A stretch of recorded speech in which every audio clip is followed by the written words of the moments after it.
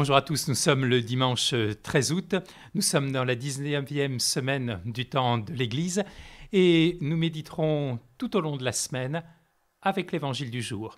Mais tout d'abord que l'Esprit Saint vienne nous éclairer. Cher Esprit Saint, me voici devant toi pour me laisser modeler, pour me laisser conduire, pour me laisser aimer. Accueille l'offrande de tout mon être et donne-moi la grâce de t'aimer chaque jour davantage. Apprends-moi à me laisser faire par toi en toutes choses, à ne pas mépriser tes inspirations, à ne pas te résister. Que cette prière faite en ce jour soit le début d'une intimité nouvelle avec toi. L'évangile de ce jour se trouve au chapitre 14 de l'évangile selon saint Matthieu. Écoutons-le. Aussitôt après avoir nourri la foule dans le désert, Jésus obligea les disciples à monter dans la barque et à le précéder sur l'autre rive pendant qu'il renverrait les foules.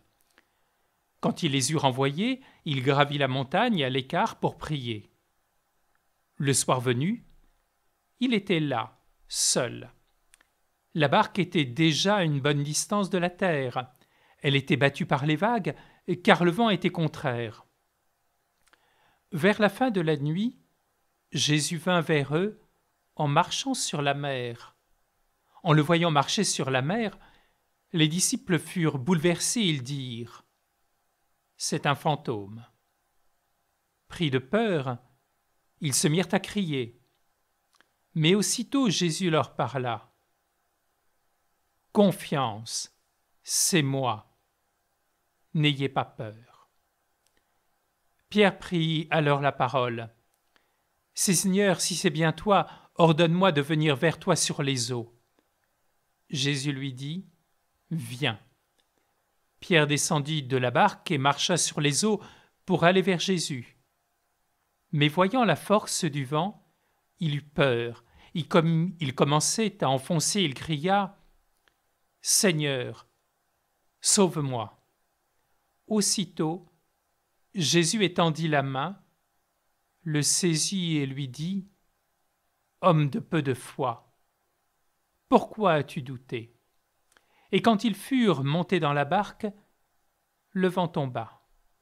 Alors ceux qui étaient dans la barque se prosternèrent devant lui et ils lui dirent « Vraiment, tu es le Fils de Dieu. » Alors, tout au long de l'année, nous méditons avec l'Évangile selon saint Matthieu.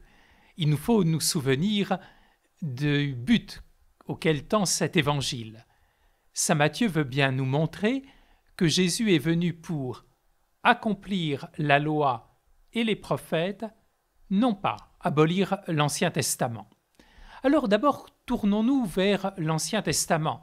Il y a ce thème de la mer, et en particulier, il y a deux textes bibliques extrêmement importants qui viennent éclairer cet évangile. Le premier se trouve, nous le savons, dans le livre de l'Exode. Le peuple des Hébreux doit quitter à ce moment-là la terre d'Égypte pour découvrir la liberté. Ils ont confiance en Dieu, et parce qu'ils ont confiance en Dieu, ils savent qu'ils peuvent passer par la mer des roseaux. Puis, à la fin de l'Exode, 40 ans après, on est lors de la fête de la Pâque, le Jourdain, à ce moment-là, est en pleine crue, c'est un fleuve extrêmement dangereux, et pour autant, le peuple d'Israël va avoir confiance et va pouvoir traverser les eaux. Alors peut-être avez-vous envie de me dire, ce n'est pas exactement la même chose, les eaux se sont écartées, ce n'est pas exactement la même chose. Mais la confiance a permis de traverser les eaux et d'être sains et saufs.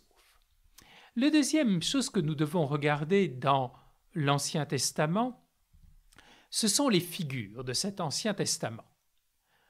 Pourquoi regardons-nous vers Abraham, Moïse, David ou tant d'autres?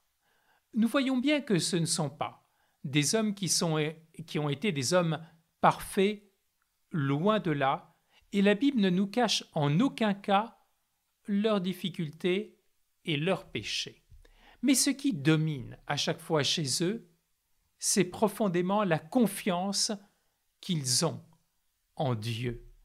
Confiance d'Abraham qui quitte son pays, confiance de Moïse qui va guider le peuple des Hébreux qui reste profondément infidèle tout au long de sa marche au désert. Oui, ce sont des figures de la confiance malgré leurs péchés. Alors revenons à ce texte du Nouveau Testament. Il ne s'agit pas de marcher à pied sec, mais d'être dans une barque. Et nous savons que dans l'Évangile, et particulièrement chez saint Matthieu, la barque est vraiment le symbole de l'Église. Cette barque, elle est au milieu des eaux, et elle est profondément dans la difficulté. Oh, cela préfigure les difficultés que connaîtra l'Église, de même que le peuple des Hébreux a connu la difficulté. Mais si cette Église est dans la confiance vis-à-vis de son Seigneur, elle est comme protégée et elle continuera profondément à avancer pour annoncer la bonne nouvelle. Cet évangile nous remplit de joie, car nous voyons bien qu'aujourd'hui, en particulier en Europe, notre Église est profondément bouleversée. Elle est bouleversée, elle est chahutée depuis 2000 ans, parce que depuis 2000 ans, le procès du Christ s'est arrêté et que le procès de l'Église a commencé. Mais en cette période que nous vivons aujourd'hui en Europe, nous devons bien reconnaître que la tempête, elle vient également à l'intérieur même de l'Église et que nous sommes dans une profonde difficulté, peut-être que nous n'avons jamais connue. Eh bien, le Christ est là. Et même si l'Église est chahutée, même si de l'intérieur nous avons des difficultés profondes, nous pouvons être dans la confiance et nous irons vers notre chemin de liberté. Oui, le Christ est bien venu accomplir la loi et les prophètes et faire de nous un peuple saint qui soit profondément dans le Seigneur. En même temps, nous-mêmes parfois, nous sommes à l'image de Pierre. Nous voyons bien que notre confiance dans le Seigneur est sur nos lèvres, mais il nous arrive parfois, oui, de douter. Pourrais-je annoncer l'Évangile ? Est-ce que j'ai la formation nécessaire dans le monde d'aujourd'hui ? Et lorsque je regarde les dimensions qui sont les miennes, je vois bien que j'ai des raisons qui sont des raisons de douter et de me dire « mais je vais couler ». Mais la question n'est pas de se dire « est-ce que j'ai confiance en moi ?» Bien sûr que je n'ai pas confiance en moi, mais j'ai confiance en Dieu et je sais qu'il ne me lâchera pas, lui que je ne veux pas lâcher, et je sais qu'il me permettra dans la confiance d'avancer et d'annoncer la bonne nouvelle dans son Église. Alors, en ce dimanche, nous sommes remplis d'une immense joie. Joie non pas parce que nous sommes ballottés en tous sens et que nous connaissons des difficultés, mais joie parce que nous savons que nous pouvons mettre notre confiance en Dieu. Il nous libérera bien plus qu'il n'a libéré le peuple d'Israël. Il nous permettra de marcher face aux difficultés. Il nous permettra d'annoncer la bonne nouvelle du salut à tous nos frères. Que ce dimanche soit pour nous un jour de renouvellement de la confiance en Dieu et profondément un jour de joie.